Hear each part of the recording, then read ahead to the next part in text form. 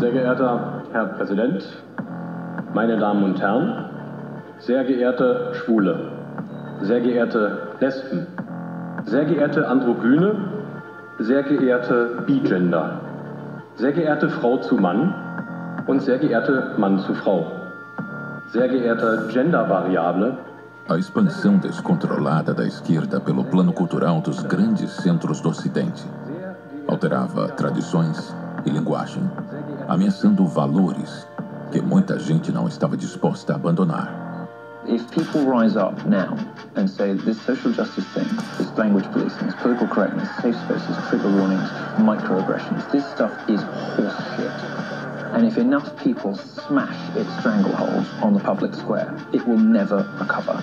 It will never come back in like this again, because it will lose at the height of its powers. It will lose in its strongest possible form. It will lose, as we say in the internet, in its final form. Sehr geehrte Pangender und Pangeschlechtlichen, sehr geehrte Transmännliche und Transmänner. A reação popular mudou a direção dos ventos políticos da Europa e dos Estados Unidos, levantando uma onda conservadora e nacionalista de proporções que os especialistas não conseguiam mensurar. Nobody has a clue as to what's going on anymore. And you don't have to take my word for that. Just turn on CNN or Fox or MSNBC and listen to the pundits who got everything wrong for the last 6 months. Sehr geehrte Transstern weiblich und Transstern Frauen. E de alcance global que os especialistas não conseguiam prever. He's known as Brazil's Donald Trump, an anti-establishment politician who promises to drain the swamp and crack down on crime. And like his U.S. counterpart, he campaigned on change and won. Há erro de interpretação, a narrativa não, na interpretação mesmo da vitória do Bolsonaro, que diz o seguinte: Bolsonaro contrariando toda a lógica de campanha, se elegeu. Ele não contrariou todas as lógicas de campanha. A campanha de 18, sim, é que contrariou todas as lógicas da história política eleitoral brasileira. Marcelo na marcação!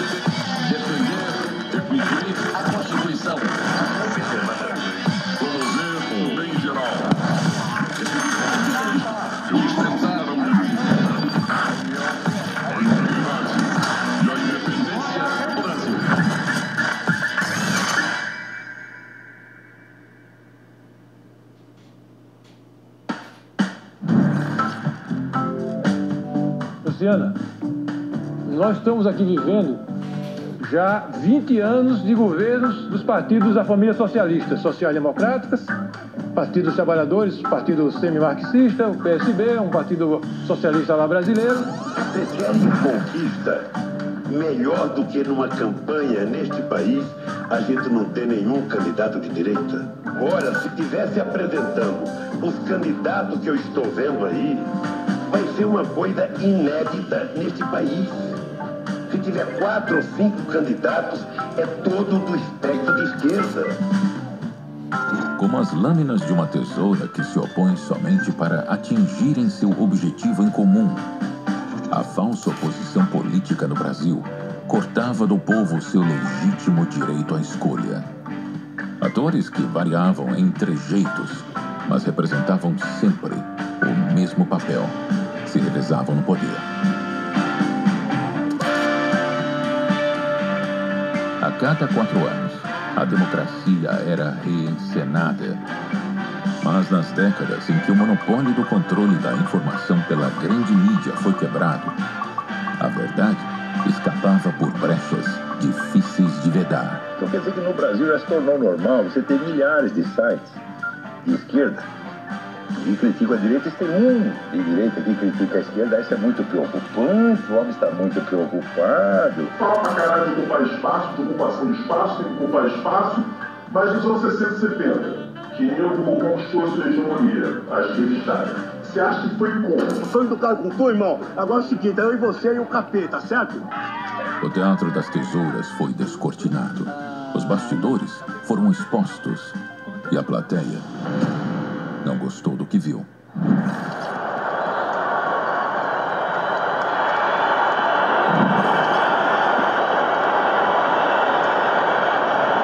Algumas várias a presidente da República.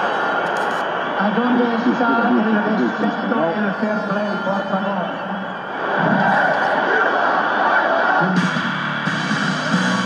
Em mais de 230 cidades houve manifestações. No início da tarde, a Avenida Paulista já estava tomada por um mar de gente em verde e amarelo. A saída da presidente Dilma do poder, a prisão do ex-presidente Lula e a luta contra o PT formaram a tônica dos gritos, faixas e cartazes da Paulista. Por isso, tenho certeza, não vai ter golpe.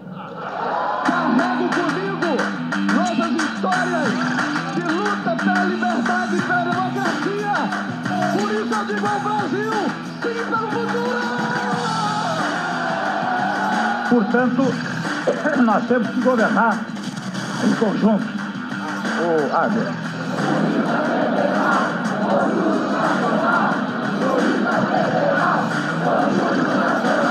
Apresentados esses dados gerais, nós passaremos a apresentar o conjunto de evidências e de contexto que nos fazem concluir, para além de qualquer dúvida razoável, que Lula foi o comandante do esquema criminoso descoberto pela Lava Jato.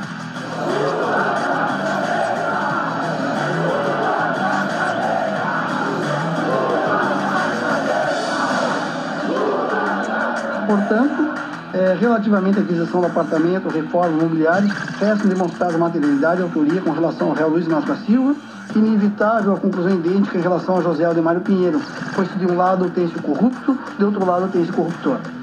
Olha, está com cara de quem não dormiu. Será que esse senhor dormiu? Será que ele foi torturado para falar essas coisas? Ou será que ele é um sujeito abjeto mesmo assim, já de formação subjetiva? Fogos de artifício no momento da confirmação da prisão do ex-presidente Lula, já no começo da noite.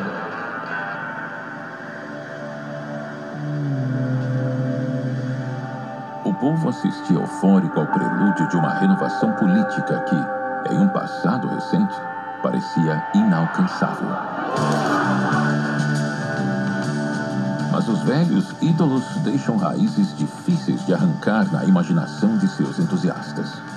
Convencidos de que o impeachment de Dilma e a prisão de Lula foram fabricados por uma grande conspiração de interesses escusos.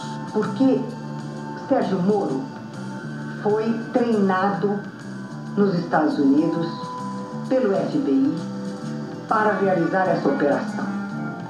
Os militantes alçaram Lula à posição de mártir. E a corrida eleitoral de 2018 começava com o ex-presidente despertando para mais uma disputa pelo poder. Bom dia, presidente Lula! E a minha filha tinha recém entrado na universidade. O Lula estava muito orgulhoso. Depois que ele se despediu da minha filha, a minha filha me abraçava e chorava como uma criança, me perguntando como é que ele pode estar preocupado comigo numa situação como essa. No último dia do prazo dado pela Justiça Eleitoral, Fernando Haddad foi confirmado como candidato do PT à presidência da República. Ele substitui o ex-presidente Lula, que foi barrado pelos tribunais depois de ter sido condenado por corrupção passiva e lavagem de dinheiro. Não gosto de falar. Tá tudo errado, cara. Assim como fez em 2010, o PT escolheu um candidato de pouca expressão nacional e pouco carisma. Nenhuma personalidade poderia rivalizar com a de Lula nas campanhas eleitorais, sob a pena de ofuscar o encanto que o ex-presidente conseguia exercer sobre as massas. A senhora é um poste?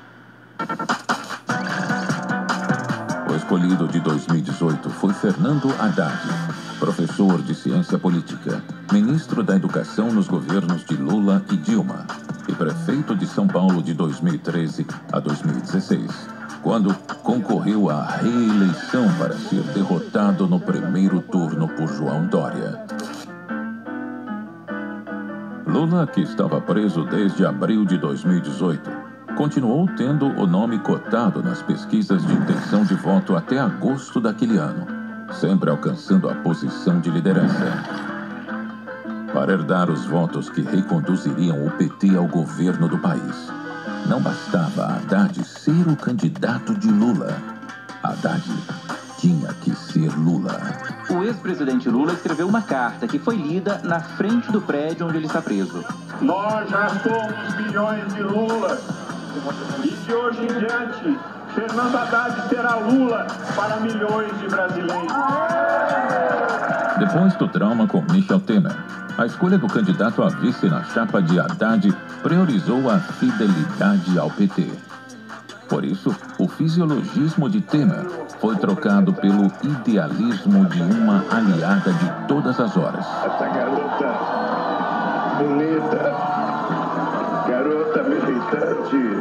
A ex-deputada Manuela Dávila, do Partido Comunista do Brasil. O Brasil precisa de um presidente honesto, patriota, que respeite a família, que honre as crianças em sala de aula, que afaste de vez o fantasma do comunismo. Jair Bolsonaro, capitão reformado do Exército, cumpria seu 7º mandato de deputado federal. Eu tenho uns 500 projetos apresentados. Não, 170 e poucos. Você tem apenas... Seja 170, não tem problema. E concorreu à presidência da República pelo 8º partido a que já foi filiado, o Partido Social Liberal. Ainda assim, se apresentava como um forasteiro dos núcleos de poder. Ele se torna, velho, o primeiro candidato independente da história política brasileira, porque não tinha partido, não tinha amarras internas. Capaz de colapsar o velho sistema corrompido da política nacional. O único que pode romper essa barreira, o establishment, a máquina, o sistema, é Jair Bolsonaro. Em meio a candidatos que ostentavam experiência. Estamos aqui novamente depois de 4 anos. Eu fui ministro da Fazenda, ajudei o Real sob a liderança de Itamar Franco. Assumiu o Banco Central, depois na Fazenda e... Investimento é confiança. E candidatos que prometiam o novo. Os partidos políticos receberão mais de 2,5 bilhões de dinheiro público. Eu aqui assumo o compromisso de não usar um tostão desse dinheiro. Sou candidato para mudar toda essa esculhambação. Nós vamos ser o presidente da República. Escreve isso aí. Pode escrever como é que vai ser. Eu também não sei. Eu sei que vai ser. Eu digo até que vai ser em primeiro turno. Olha só o tamanho da ferra. O senhor pode falar aqui para a população brasileira, para a nação brasileira, sobre o plano Ursal. O senhor tem para dizer? O plano Ursal. Bolsonaro se destacava como o mais habilidoso na congregação das correntes político-culturais em ascensão no Brasil. O conservadorismo. Que o Senhor abençoe e proteja as nossas famílias. O liberalismo. Eu falei, acelerem a privatização. O lava-jatismo. Parabéns a Lava Jato. E o militarismo.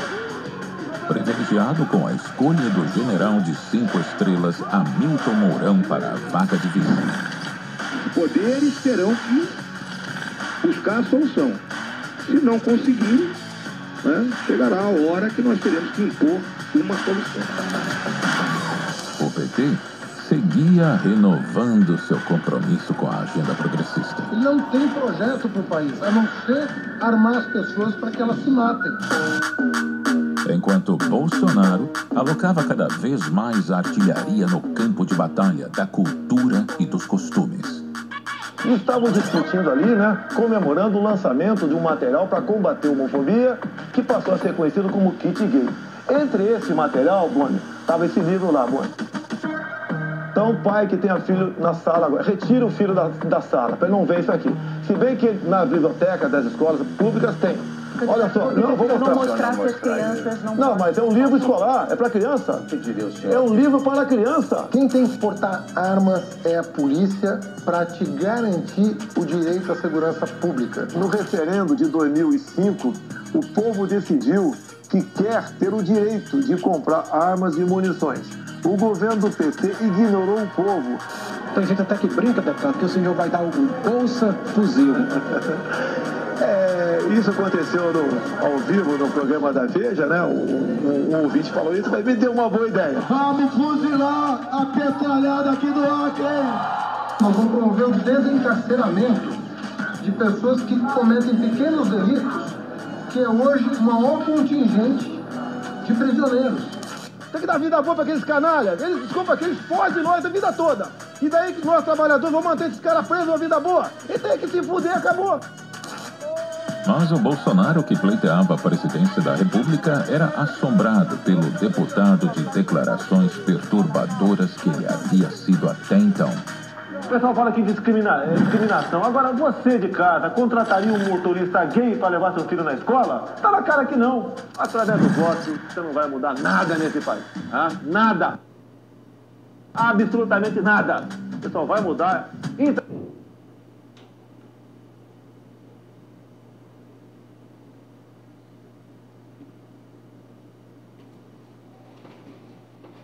Infelizmente, quando um dia nós partimos para uma guerra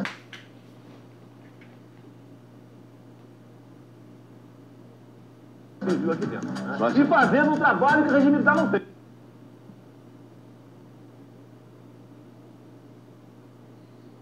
Matamos 30 mil, começando com o FHC. Não deixar para fora, não. Matando. E seu filho se apaixonasse por uma negra, o que você faria? Não, Preta, eu não vou discutir promiscuidade com quem quer que seja. Eu não corro esse risco que meus filhos foram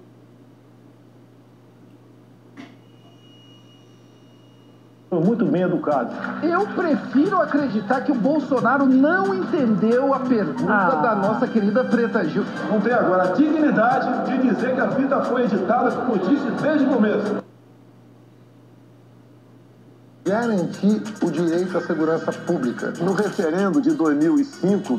Tem gente até que brinca, deputado, que o senhor vai dar o Bolsa Fuzil. Isso aconteceu ao vivo no programa da Veja, né? Um ouvinte falou isso, mas me deu uma boa ideia. Vamos fuzilar a petralhada aqui do Acre! Nós vamos promover o desencarceramento de pessoas que cometem pequenos delitos, que é hoje o maior contingente de prisioneiros. Tem que dar vida boa para aqueles canalhas. Desculpa, que eles fogem nós a vida toda. E daí que nós, trabalhadores, vamos manter esses caras presos uma vida boa. E tem que se fuder, acabou. Mas o Bolsonaro, que pleiteava a presidência da República, era assombrado pelo deputado de declarações perturbadoras que ele havia sido até então. O pessoal fala que discriminação. Agora, você de casa contrataria um motorista gay para levar seu filho na escola? Tá na cara que não. Através do voto, você não vai mudar nada nesse país. Ah? Nada. Absolutamente nada. Você só vai mudar, infelizmente, quando um dia nós partimos para uma guerra civil aqui dentro, né? E fazendo um trabalho que o regime militar não fez. Matamos 30 mil, começando com o FHC. Não deixar para fora, não. Matando. E seu filho se apaixonasse por uma negra, o que você faria? Não, Preta, eu não vou discutir promiscuidade com quem quer que seja. Eu não corro esse risco que meus filhos foram muito bem educados. Eu prefiro acreditar que o Bolsonaro não entendeu a pergunta da nossa querida Preta Gil. Não tem agora a dignidade de dizer que a fita foi editada, como disse desde o começo. Eu estou há 2 anos e meio levando porrada com a forma de racista. Você, Marcelo, é um canalha. Confesso que até chorei. Puta que eu pariu, é coisa de homem, sim. Se eu fosse cadete da Academia das Agulhas Negras, se encontrasse na rua, ia te assobiar pra você. Tá ok? Muito bonito. É racista ou tá ladrão? São essas opções. Tem que escolher hoje, tem que escolher se é racista ou tá ladrão, tá? Não, mas eu não sou nem racista nem ladrão, mas qual dos dois se for pra ser, vai ser. É isso mesmo, é isso. As lutas coreografadas no teatro político já não iludem mais a plateia. O palco se transforma em uma arena da qual nenhum brasileiro consegue escapar. Desacostumados com o embate democrático entre os polos, a população e os candidatos se imunem de mentiras, histeria e de campanhas de medo. O que nós temos que fazer durante uma campanha eleitoral é alertar.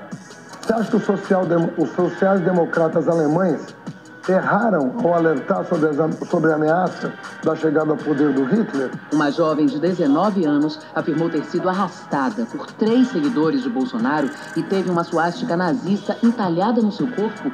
Ela foi indiciada ontem à tarde por falsa comunicação de crime. A polícia concluiu que os cortes foram feitos por ela mesma ou com consentimento. Mas o Mourão, por exemplo, foi ele próprio torturador.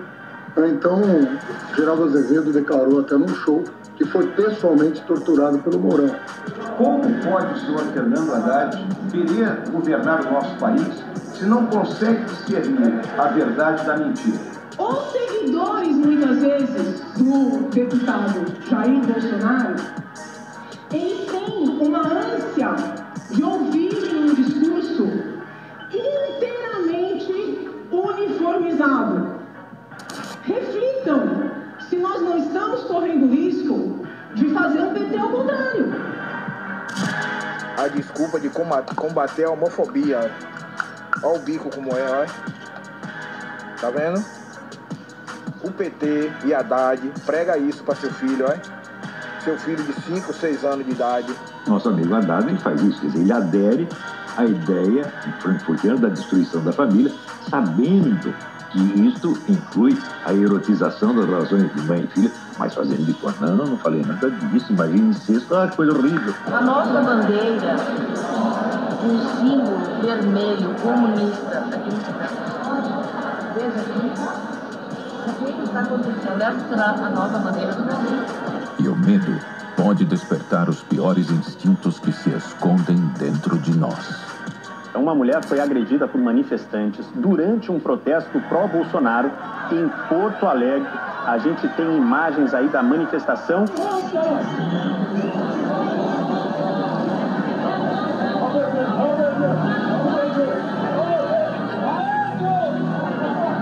Os capoeiristas de Bahia amanheceram de luto hoje. Mestre Modo Catendê, presidente da José Badawi, conhecido em todo o Brasil, também na Europa, foi assassinado. O ex-vereador Maninho do PT vai responder por lesão corporal dolosa por ter empurrado um empresário contra um caminhão na quinta-feira em frente ao Instituto Lula, em São Paulo. O empresário sofreu traumatismo craniano, foi operado e está na UTI.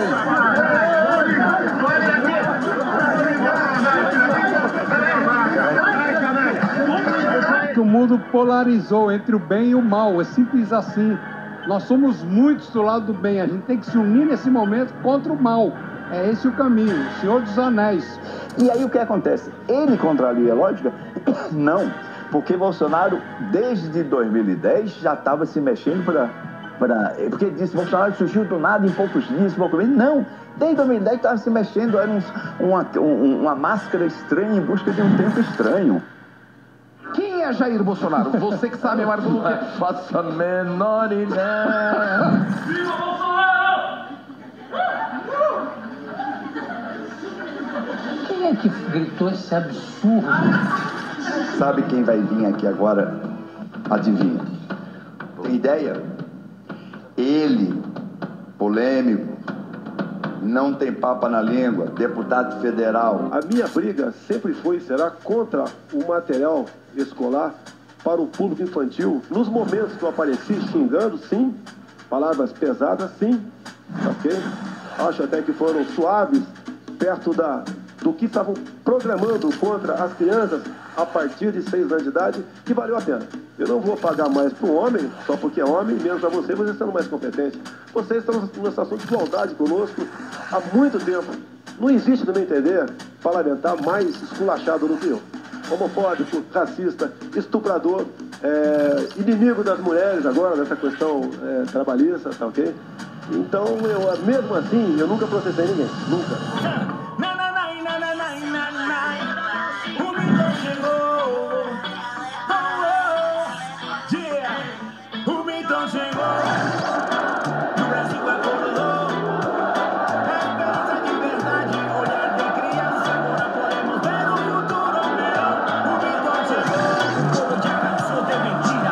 Tanta falácia e hipocrisia, nos tempos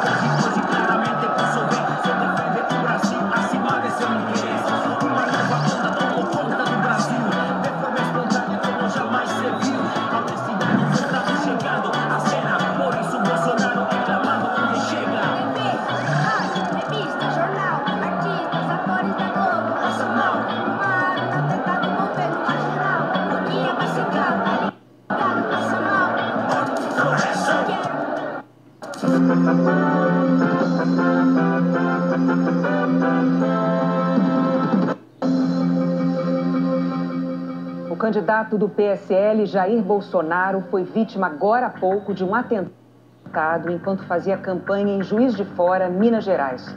Segundo a Polícia Militar, ele foi esfaqueado. O então deputado foi levado às pressas para a Santa Casa da cidade e passou pela primeira cirurgia. 2 dias depois, ele foi transferido para o Hospital Albert Einstein, em São Paulo, onde passou por outras intervenções. Nas imagens gravadas durante a audiência de custódia de Adélio Bispo de Souza, o homem que foi preso por esfaquear Jair Bolsonaro, afirma que queria assustar o candidato e diz ainda que se sentia ameaçado pelos discursos dele. Eu, como milhões de pessoas, pelos discursos da pessoa referida, me sinto ameaçado literalmente. Bispo de Oliveira foi filiado ao PSOL por 7 anos na cidade mineira de Uberaba, segundo registros do Tribunal Superior Eleitoral, e deixou o partido em 2014. Em sua página no Facebook, ele registrou várias críticas a Bolsonaro, ao presidente Michel Temer, e publicou foto a favor da liberdade de Lula. Olha, eu estranhei aquela facada, estranhei como é que se deu a apuração daquilo, estranhei como é que o segurança protegeram o cara da faca, estranhei a contratação de um advogado, estranhei o isolamento do cara, uma série de coisas que muita gente tem dúvida na sociedade. Isso é o cúmulo, ele ainda aventar a hipótese da facada ser uma mentira. E será que o câncer dele foi mentira? E o câncer da dona Dilma foi mentira? Isso é uma canalice típica desse sujeito. Bolsonaro, que já despontava como líder nas pesquisas, sofreu múltiplas lesões graves no intestino com a perfuração da faca e não compareceu aos debates após o atentado.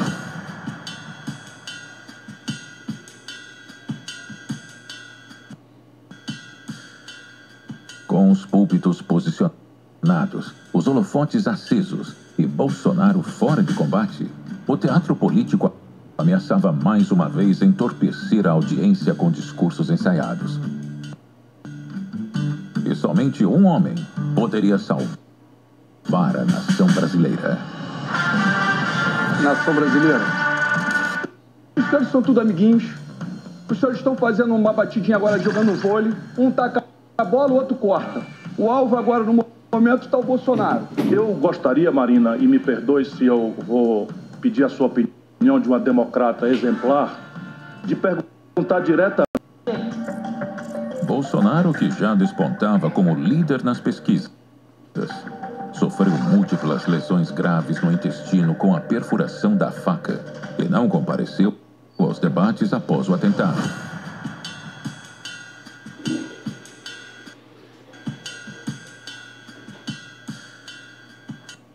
Com os púlpitos posicionados, os holofotes acesos e Bolsonaro fora de combate, o teatro político ameaçava mais uma vez entorpecer a audiência com discursos ensaiados. E somente um homem poderia salvar a nação brasileira. Nação brasileira. Os senhores são tudo amiguinhos. Os senhores estão fazendo uma batidinha agora jogando vôlei. Um taca a bola, o outro corta. O alvo agora no momento está o Bolsonaro. Eu gostaria, Marina, e me perdoe se eu vou pedir a sua opinião de uma democrata exemplar, de perguntar diretamente ao Jair Bolsonaro, que está de alta. Felizmente, graças a Deus, né, atravessou esse trauma. Eu mesmo suspendi minha campanha. Durante muitos dias fiquei ligando para saber se estava tudo bem. Esse nazista, filho da puta! Mas ele não veio. Eu, no outro debate, vim com a sonda pendurada na perna, em respeito aos ilustres opositores e à sociedade brasileira, porque nós precisamos debater. O Bolsonaro tem uma atitude autoritária, antidemocrática, desrespeita as mulheres, desrespeita os índios, desrespeita os negros, desrespeita a população brasileira. É uma espécie de ignorante político, aquele que admite se assustar com dois fantasmas. Fantasma da extrema esquerda, fantasma da extrema direita. Primeiro, Esse desgoverno do Michel Temer nasceu de um golpe. Não tem legitimidade. Assim como a sua agenda não tem legitimidade. Eu já tive a oportunidade de dizer num outro debate que aqui existem 50 tons de Temer.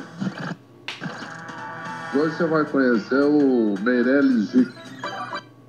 Nenhum país democrático tem um Bolsonaro como presidente. Nem os radicais de esquerda, nem os radicais de direita. Metade da população brasileira não quer nenhum nem outro, que são os dois com maior rejeição. Hoje começa o primeiro debate presidencial na Bandeirantes e a gente em 4 dias conseguiu mais de 200 mil assinaturas pedindo que eu participasse. Mesmo assim a gente não irá participar porque a exigência era que nós tivéssemos 5 deputados federais. Como é possível ter 5 deputados federais se essa é a primeira eleição que a gente participa? Ou seja, o sistema é feito todo para perpetuar os mesmos, para não existir concorrência. Vamos adorar o Senhor, vamos clamar o Senhor. No 8º dia, comparece na unidade militar mais próxima da tua residência. A partir do momento aqui, eu vou te encaminhar para o mercado de trabalho. E se você tiver vocação, você vai cuidar das nossas fronteiras, vai cuidar da nossa pátria, para a honra e glória do Senhor Jesus. Fale para mim, irmão, sobre fundo eleitoral. Fundo eleitoral. Fundo eleitoral. Olha, Deus. Sou o próximo presidente da República com 51% dos votos, para a honra e glória do Senhor Jesus Cristo. Não estou falando de religião não, tá? Eu não prego religião. O Brasil que eu quero é um Brasil sem a dona Rede Globo pregando o ódio, a mentira, hipocrisia e aprendendo a trabalhar como a Record, com amor e levando a palavra de Deus nas suas novelas. Isso chama atenção. A Marina está atrás de Daciolo. Você pode voltar? Voltar? Gente ver? Com certeza. Olha quantos candidatos ficaram abaixo de Daciolo. Glória a Deus.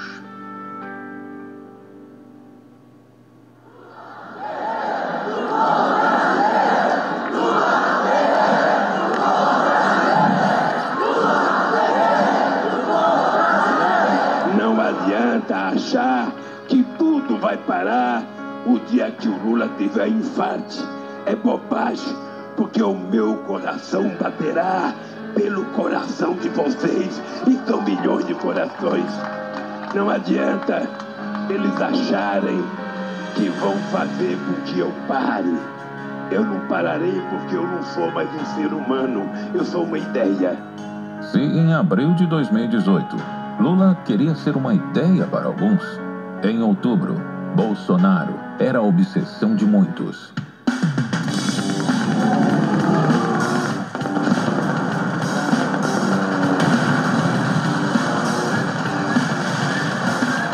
Pela admiração dos apoiadores e perplexidade dos críticos, Bolsonaro foi cativando toda a atenção para si, até que a própria polarização nacional estivesse concentrada em um único candidato.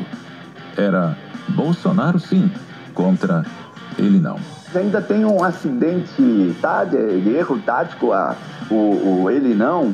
Ele não. Nele não.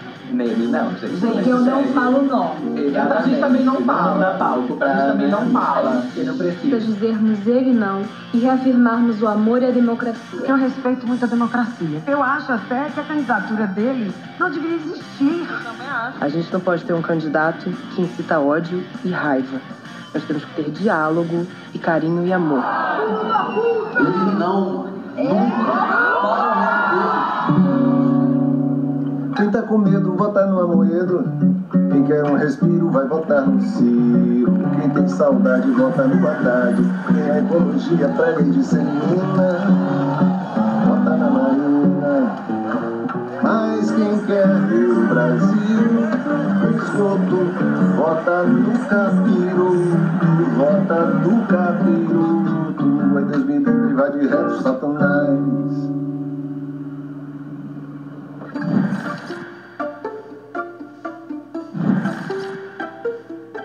O que se vê é uma devastação no espectro político mais à esquerda. Por exemplo, a ex-presidente Dilma Rousseff, ela era, até o início desta semana, a favorita em votação ou intenção de voto nas pesquisas para o Senado em Minas Gerais. Hoje, ela está disputando o 4º, 5º lugar na votação para o Senado, segundo a pesquisa de boca de urna. Não é possível ainda avaliar a dimensão dessa onda no resultado da eleição presidencial.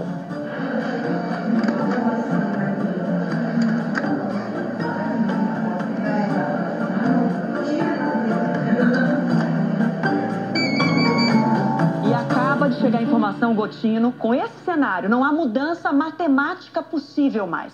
Segundo turno definido na eleição presidencial brasileira entre Jair Bolsonaro, do PSL, e o ex-prefeito de São Paulo, ex-ministro do governo Lula, Fernando Haddad, do PT. Os políticos tradicionais perderam a eleição, mas vieram pastores, majores, comandantes, então a gente não sabe o que eles pensam exatamente. Um ator pornô também. Ator pornô.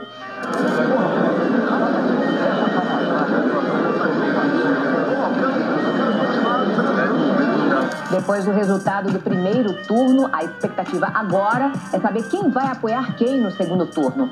Ciro Gomes, que ficou em terceiro lugar, já sinalizou a escolha. Ele não tem dúvida. Na mesma linha, o candidato do PSOL, Guilherme Boulos, 10º colocado, usou as redes sociais para direcionar seu apoio político ao PT. Boulos diz querer o fim do fascismo e que Haddad é a democracia. Com o apoio de candidatos derrotados, o PT encontrou forças para reerguer a militância, transferindo a ela a missão da qual dependia o resultado das eleições presidenciais de 2018. Conquistar os votos da multidão de brasileiros que não escolheram nenhum candidato no primeiro turno. A virada já começou. Virando as cores da campanha e virando os próprios hábitos, Haddad lançava a campanha Vira Voto.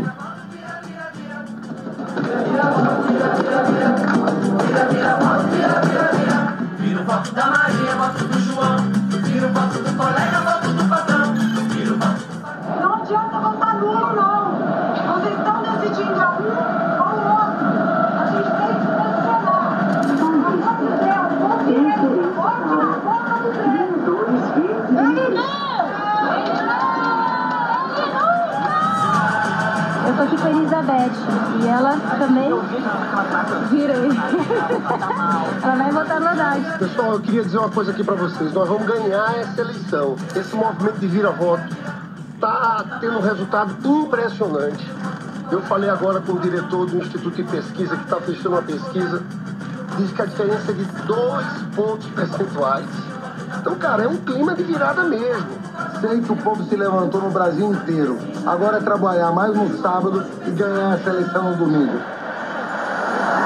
Não gosto do clima de festa. O que mata a gente é a cegueira e o fanatismo. Tem que fazer meia-culpa. Tem que pedir desculpas. Tem que ter humildade. Deixou de entender o povão, já era. Se nós somos o partido dos trabalhadores, partido do povo, tem que entender o que o povo quer.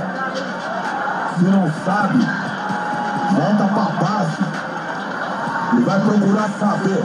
É pra fazer, faz de conta. Eu faço, faz de conta. Eu faço, faz de conta. Muito bem. O Lula tá preso, babaca. O melhor candidato mais forte estava fora, proibido, que era o Lula. Entra no horário eleitoral, tem a maior exposição possível por causa daquele absurdo, trágico, abominável que foi o atentado de morte dele. Os 3 colégios eleitorais, Rio, Minas e São Paulo, cada um por um motivo, e o motivo principal era Lava Jato, completamente desmontados. E vários outros. Então, o sistema era todo, os partidos destruídos, era uma tempestade perfeita.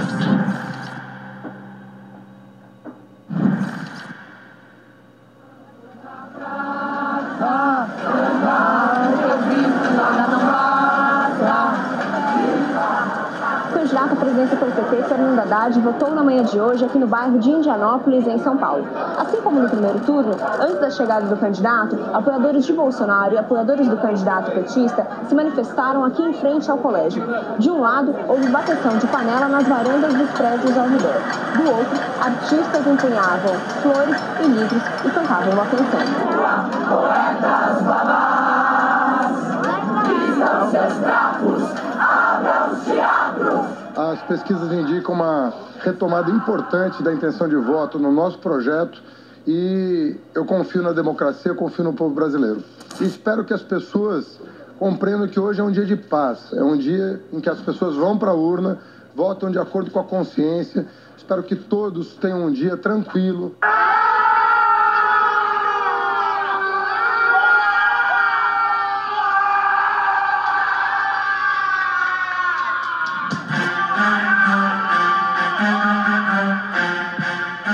Agora é tentar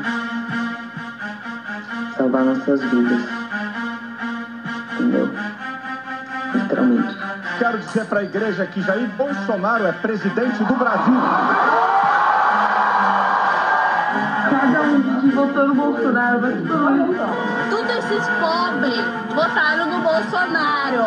Olha só esses pobres. Dou pra CUT, pão com mortadela. E pras feministas, ração na tigela. As minas de direita são as top mais belas, enquanto as de esquerda tem mais pelo que cadela. Bolsonaro só tá de paraquedas. Bolsonaro, capitão da reserva. Pobre, votaram no Bolsonaro. Vão tomar no... O que ocorreu hoje nas urnas não foi a vitória de um partido, mas a celebração de um país pela liberdade. Liberdade de ir e vir, andar nas ruas, em todos os lugares desse país. Liberdade de empreender, liberdade política e religiosa, liberdade de informar e ter opinião, liberdade de fazer escolhas e ser respeitado por elas. Este é um país de todos nós, brasileiros natos ou de coração. Um Brasil de diversas opiniões, cores e orientações. Que Deus abençoe essa grande nação. Brasil acima de tudo, Deus acima de todos.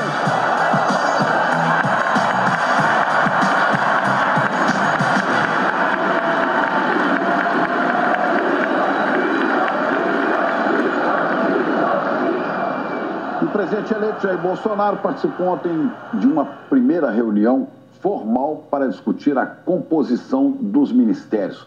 O novo governo terá um super ministério para toda a área econômica, ministério comandado por Paulo Guedes.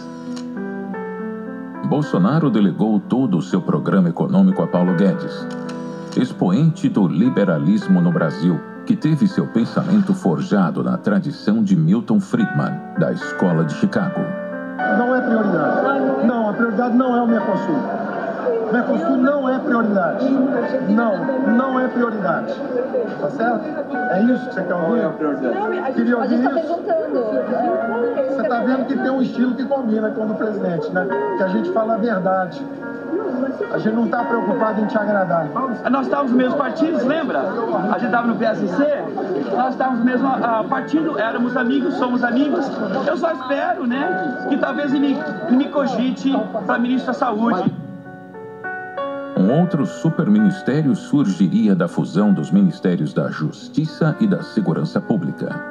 Para comandá-lo, Bolsonaro conseguiu atrair uma das celebridades de maior prestígio no cenário político de então. Sérgio Moro, o juiz federal à frente da Operação Lava Jato. Ele agora atacará de forma global no Brasil e não apenas dentro da Lava Jato.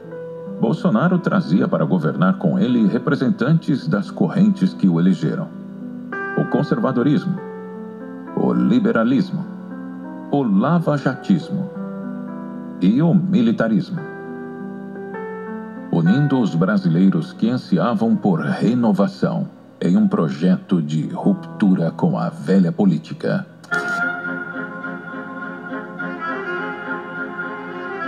Mas as velhas ferramentas de poder deixam raízes difíceis de arrancar nos subsolos da República.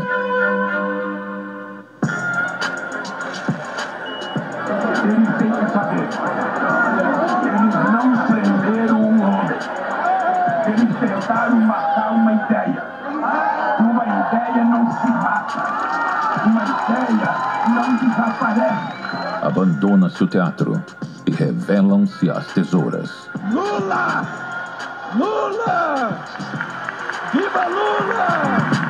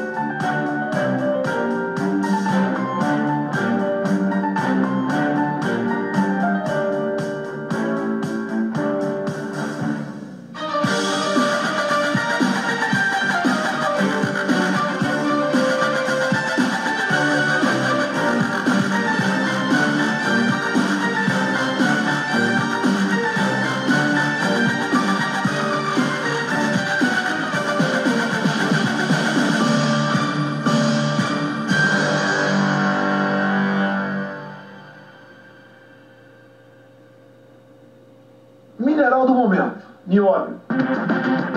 Fala-se muito em Vale do Silício, no mundo, né? No caso dos Estados Unidos. E eu sonho, quem sabe, um dia termos também o Vale do Nióbio. A aplicação do nióbio, pouco de conhecimentos que eu tenho, são as mais amplas possíveis, né? E a aplicação é um grande mistério para nós. O nióbio é um tabu. Tem de várias cores. De acordo com a tenda do nióbio, o pessoal faz cordãozinho de nióbio. Né? A vantagem disso aqui em relação ao ouro, primeiro são as cores que variam e ninguém tem reação alérgica ao nióbio. Presidente, e para materializar esse momento, eu gostaria de lhe entregar uma moeda do Ministério feita de nióbio.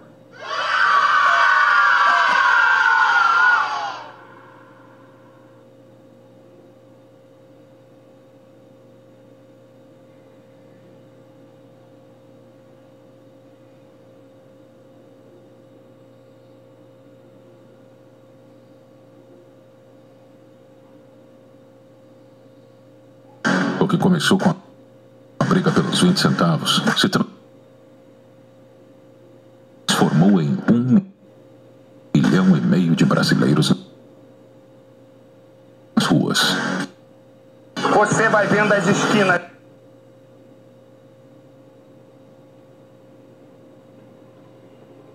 das avenidas. Presidente Vargas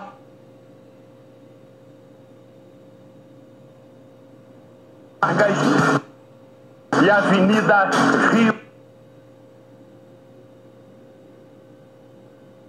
branco. Está tudo paralisado no centro do Rio de Janeiro.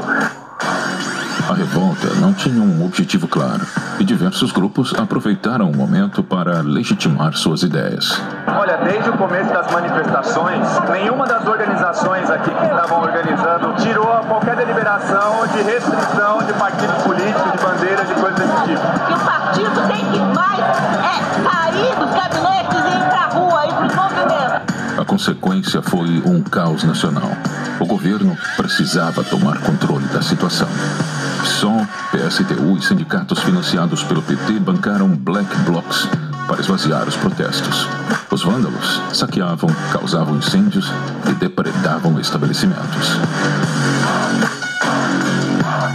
A ajuda financeira dessas organizações sindicais foi relatada por investigados e testemunhas na Operação Firewall, da Delegacia de Repressão aos Crimes de Informática.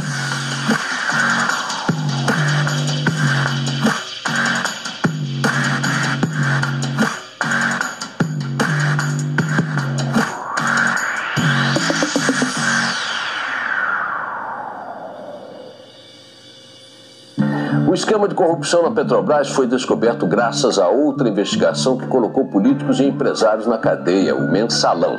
Documentos da Justiça Federal revelam que foi a apuração do esquema de compra de votos de parlamentares que levou à Operação Lava Jato.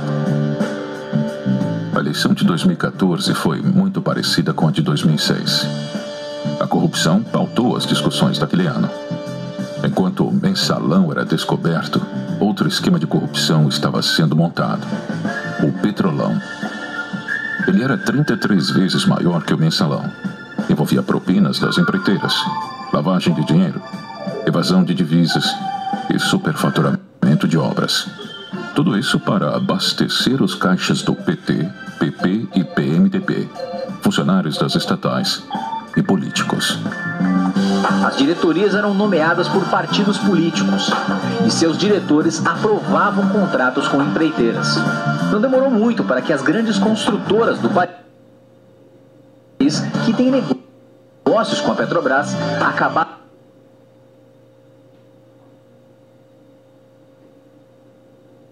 no centro das investigações.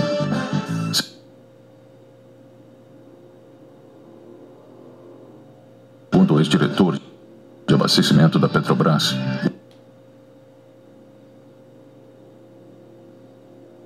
esquema funcionava da seguinte maneira: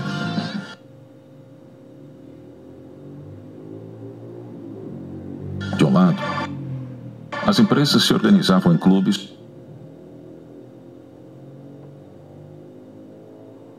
para aumentar os valores de seus serviços para obras.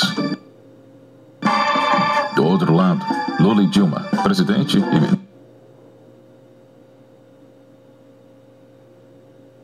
ministra-chefe da Casa Civil na época, indicavam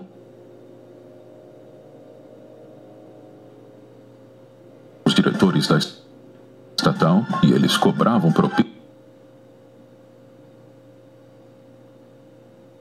das empreiteiras para fechar contratos com preço acima do mercado.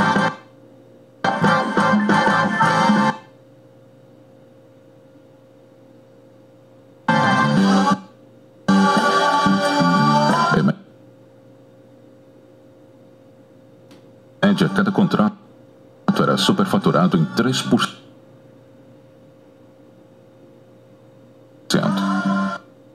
Se o valor da obra fosse 1 bilhão, era pago 1 bilhão e 30 milhões para as empreiteiras.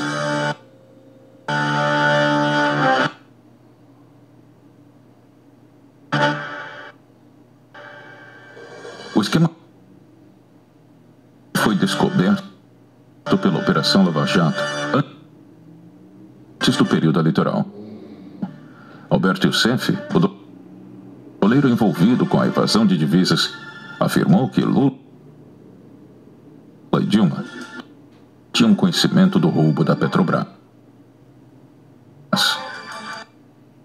O doleiro Alberto Youssef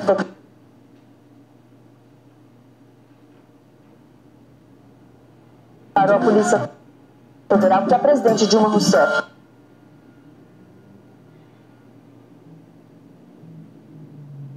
e o ex-presidente Lula sabiam do esquema de desvios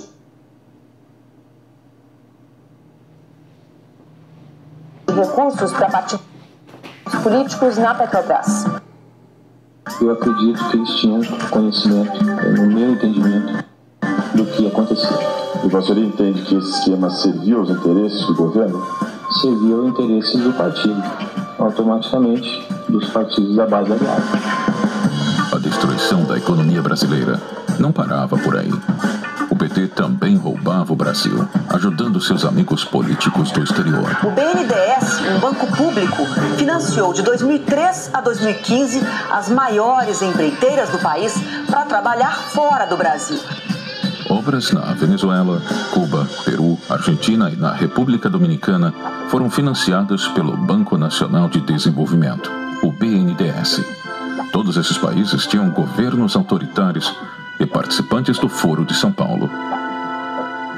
Enquanto o Porto de Santos, responsável por mais de 50% do PIB nacional, precisava urgentemente de reparos e modernizações. O governo brasileiro preferiu ajudar a reforma do Porto de Cuba. 692 milhões de dólares foram emprestados ao país, sem necessidade de devolução. Outra forma de financiar Fidel Castro foi através do programa Mais Médicos. Nesse instante, a senhora Presidenta da República, Dilma Rousseff, sanciona a lei que institui o programa Mais Médicos. Cerca de 12 mil médicos cubanos foram trazidos para o Brasil. E 70% de tudo o que eles ganhavam era compulsoriamente descontado de seus salários e enviado à ilha cubana.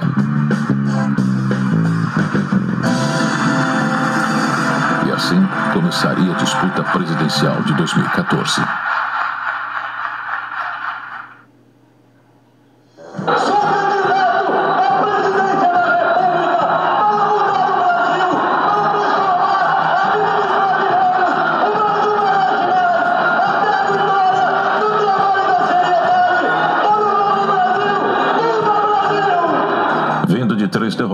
O PSDB apostou em um novo nome, Aécio Neves. O senador Aécio Neves é lançado como candidato pelo PSDB à presidência da República. O anúncio foi feito na convenção do partido em São Paulo, que contou com lideranças da legenda. Ele havia sido governador de Minas Gerais em 2002 e reeleito em 2006 com a maior votação já registrada no estado. Em 2010, se candidatou ao Senado e foi o terceiro mais votado do país. Na verdade, Patrícia, eu quero governar o Brasil para iniciar um novo ciclo de desenvolvimento no país. Um ciclo que concilie ética com eficiência. Sem dúvida alguma, os quadros que nós temos à nossa disposição e a coragem que teremos para fazer o que precisa ser feito é que permitirá que no nosso governo o Brasil volte a crescer. Aécio era o nome forte do partido. Diferente dos últimos dois candidatos, José Serra e Geraldo Alckmin. Aécio é o homem do trabalho. 8 anos que mudaram Minas Gerais. Apesar de sua baixa popularidade, o PT decidiu pela continuidade de Dilma. A Convenção Nacional do PT confirmou hoje a candidatura à reeleição da presidenta Dilma Rousseff e do vice Michel Temer. O Brasil quer seguir mudando. E quer seguir mudando pelas mãos daqueles que já provaram que têm capacidade de transformar profundamente o país. O evento teve a participação do padrinho político de Dilma, o ex-presidente Luiz Inácio Lula da Silva. Mas é pelo que nós vivemos que nós temos que ter orgulho de ir pra rua e defender essa mulher.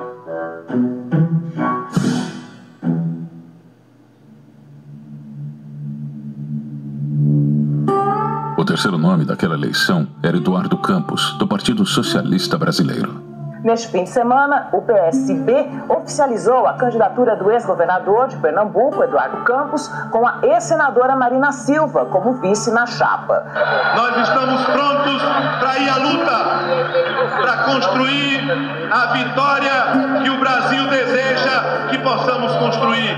Que Deus nos ajude nessa caminhada. Ele foi governador de Pernambuco em 2002 e em 2006 foi reeleito com 80% dos votos no primeiro turno, o mais votado no Brasil. Governei um pouco, porque governei um estado do Nordeste brasileiro com muita pobreza e botei o foco naqueles que mais precisam. Então aprendi a fazer mais com menos. Eduardo Campos era uma terceira via com chances reais. E seu nome ganhava força nas pesquisas como alternativa a Dilma e Aécio. O ex-governador de Pernambuco, Eduardo Campos, do PSB, tinha 7% no fim do ano passado. Oscilou para 6% e mantém agora os 6%. É fundamental um novo caminho, porque PSDB e PT há 20 anos governam o país. Se a gente quer chegar a um novo lugar, a gente não pode ir pelos mesmos caminhos. No dia 13 de agosto de 2014, Eduardo Campos cumpria sua campanha. O candidato viajava do Rio de Janeiro até Guarujá, em São Paulo, onde participaria de entrevistas nas televisões locais. Nós abrimos essa edição do Jornal Nacional com um sentimento de perplexidade. Menos de 24 horas depois da entrevista que nós fizemos com o candidato do PSB à presidência, Eduardo Campos, nós nos vemos na situação de termos que iniciar o noticiário com o anúncio da sua morte trágica e precoce. Queda de uma aeronave no litoral de São Paulo, em Santos, e nessa aeronave estava o candidato à presidência da República, Eduardo Campos, do PSB. Eduardo Campos saiu do Rio de Janeiro no jato Cessna 560XL, prefixo PRAF, com a mulher e o filho, segundo a assessoria do candidato. De acordo com a aeronáutica, por causa do mau tempo, chovia e ventava, o piloto não conseguiu enxergar a pista e arremeteu. Logo em seguida, o controlador aéreo perdeu o contato com o avião. 10 minutos depois, a aeronáutica recebeu a primeira comunicação de que uma aeronave teria caído em Santos. Ao 12:30, veio a confirmação de que todas as 7 pessoas que estavam a bordo haviam morrido. Eduardo Campos, 4 assessores, piloto e o copiloto.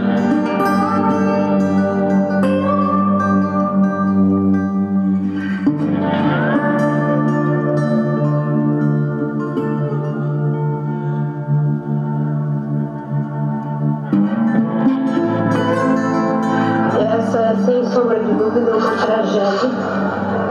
uma tragédia que nos impõe luto e profunda tristeza. 5 dias depois, o PSB anunciou que Marina Silva substituiria Campos na disputa pela presidência. O PSB oficializou Marina Silva como candidata à presidência e Beto Albuquerque como vice.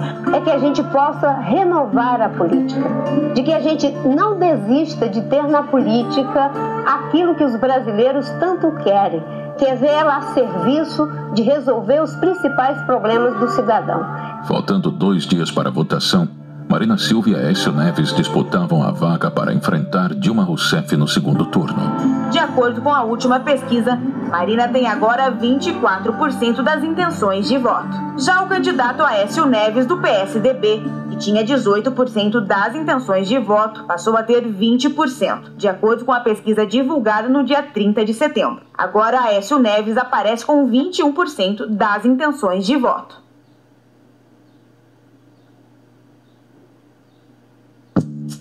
Olha, minha filha, tenho 62 anos. Pelo que eu vi na vida, 2 iguais não fazem filho.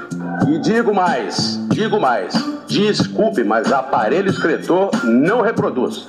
É feio dizer isso. Você propõe que o jovem consuma maconha. Isso é crime. Mesmo sem chances, outros candidatos entraram na corrida presidencial. Luciano Genro, Levi Fidelix, Eduardo Jorge e Pastor Everaldo foram alguns dos nomes que se destacaram. O senhor pode fazer uma pergunta, pastor, sobre a Previdência? Senador, o que o senhor tem a me dizer sobre a Previdência no Brasil? Que você, se fosse presidente, precificaria o carbono como e por quê? Não entendi o teu risinho. quando perguntaste se eu fosse presidente. Eu posso sim ser presidente. Auditar a nossa dívida, botar ela numa ressonância, ela vai sair magrinha, parecida com você. Segundo, porque o senhor é de um partido que tem promovido a corrupção, que tem, inclusive, se beneficiado dos financiamentos de campanha da mesma forma como o PT da candidata Dilma e o PSB da candidata Marina. Em primeiro lugar, que saudar o retorno da candidata Luciana Genro às suas origens, atuando aqui como linha auxiliar do PT. Com todo respeito, linha auxiliar do PT, uma ova, candidato Aécio. Você está aqui como candidato à presidência da República. Você não deve ofender os outros sem conhecer do que está falando. Acusações levianas em véspera de eleição não servem a um debate desse nível. Lamentavelmente, você não está preparada para disputar a presidência da República. Mas naquele ano foi Levi Fidelix que roubou a cena. Prefiro não ter esses votos, mas ser um pai, um avô que tem vergonha na cara, que instrua seu filho, que instrua seu neto. E vergonha você, cara. Você, porque você está praticando apologia a crimes. As jovens que estão indo para clínicas de aborto se matarem. Isso é uma vergonha para um candidato a presidente da República. Mas eu, presidente da República, não vou estimular. Se está na lei, que fique como está. Mas estimular jamais a união homoafetiva. Você já imaginou, o Brasil tem 200 milhões de habitantes. Se começarmos a estimular isso aí, daqui a pouco vai reduzir para 100. Vai para Paulista e anda lá e vê. É feio o negócio, né? Porque nós temos que ter famílias tradicionais, que também é a Constituição Federal. No artigo 226, prevê o homem, a mulher, filhos. O Brasil está pagando mais de R$1 bilhão a Cuba para trazer 13 mil cubanos. Se pudéssemos, com esse mesmo dinheiro, pagarmos R$10.700, que é exatamente que a Associação Médica Brasileira pretende para que os médicos possam trabalhar na periferia e no interior, seria realmente o ideal. O Evo Morales vai mandar mais cocaína para cá com essa grana. Cuba vai fazer mais porte Mariel para contrabando. E ela louca da Cristina Kirchner, lá da Argentina, vai importar mais carros da China e menos do Brasil, gerando então problemas para a nossa nação. Faltando alguns meses para o primeiro turno, Dilma Rousseff se envolveu em uma crise. Um vídeo divulgado pelo site do jornal O Estado de São Paulo mostra um deputado do PT de Minas Gerais declarando que os petistas dos Correios ajudaram a conseguir votos para a presidente Dilma no estado.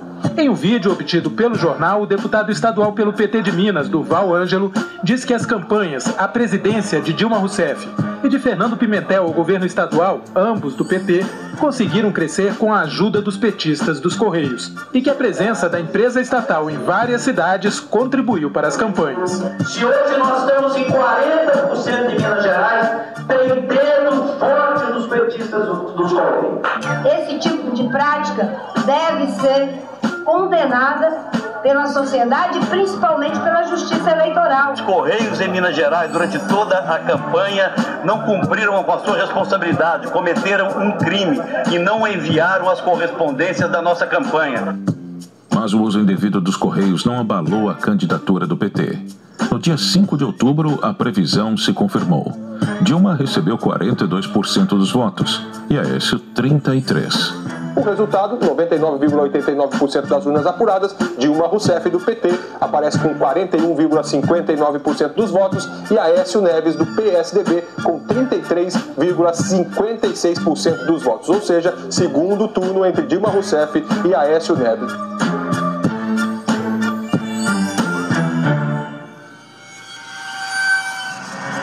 Eu não vejo em momento algum a senhora dizendo não é possível que fizeram isso nas minhas barbas, sem eu saber o que estava acontecendo. O mensalão do seu partido não teve nem condenados nem punidos. É essa a realidade, candidato. Não fuja dela. A senhora será a primeira presidente pós-Plano Real, pós-democratização, que vai entregar uma inflação maior do que recebeu. A competição estava acirrada. Nas pesquisas de intenção de voto, Aécio e Dilma estavam empatados tecnicamente. Aécio Neves, do PSDB, está com 51%. Com a margem de erro, tem de 49% a 53%. Dilma Rousseff, do PT, está com 49%. Com a margem de erro, tem de 47% a 51%. As semanas seguintes foram de alternância do primeiro lugar. Ora Dilma liderava, ora Aécio liderava. Os 20% de votos que Marina recebeu iriam decidir aquela eleição.